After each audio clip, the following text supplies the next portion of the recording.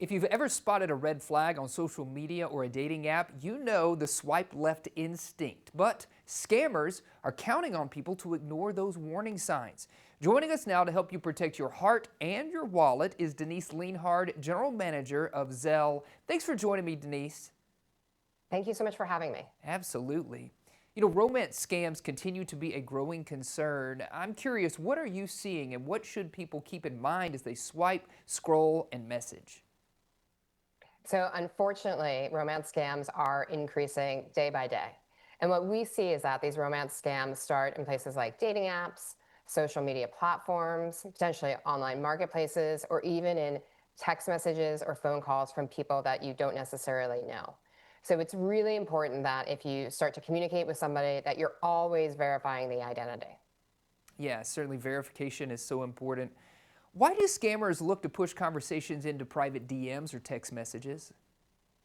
Yeah, so what scammers are trying to do is they're trying to get you off the dating app or off the online platform in order to move into these private channels of phone calls or text messages because it's just harder to actually verify the identity and there are much less safeguards in place. So it's really important to try to stay on those platforms before you move into those private channels. Yeah. You know, digital payments are huge right now, and how should people use those digital payments safely and as intended? Yeah, so when you think about a romance scam, it's pretty interesting because the relationship starts again on those dating apps or on those online marketplaces, and they could actually conversation could be going on for weeks or months before money is even mentioned or even asked for. And so then when money is asked for, you need to treat digital payments like cash. You need to make sure that you're only sending money on these platforms to people that you know and trust and that you have verified their identity.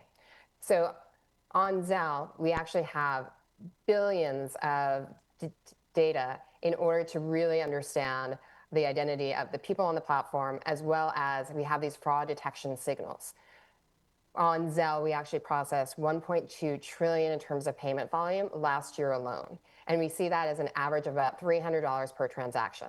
What that means with having a $300 per transaction amount is that people are using Zelle for things like rent or paying the small businesses that they know and trust, like their babysitter or their gardener or people that are in their everyday lives. So these digital payment platforms should be really used for people that you know, trust, and see every day. Yeah, certainly. And you just kind of mentioned this, talking about small businesses, right? We know many people use digital payments to help support small businesses, like you said. How does Zelle fit into that? Yeah, so the team at Zelle, we love our small businesses. So we have close to 8 million small businesses on the platform. So again, think about the local florist or your nanny. They're all using Zelle in order to be able to not only get paid, but then be able to do things like purchase their supplies or maybe potentially even pay their employees. So Zelle has become the lifeblood for small businesses in America. But Zelle also has 2,400 financial institutions on the network alone, and the majority of those financial institutions are your local banks or your credit unions. So we really are fueling that local economy. Yeah, certainly. Well, maybe there's some of our viewers right now who want to know more about Zelle, maybe even download or start using the platform. Where can we go for more information? Absolutely. So if you want to be able to use Zelle to send digital payments to people that you know, trust, and love, please go to your banking app and you'll find it within your banking app. If you want to find out more information, please go to Zelle.com in order to learn more.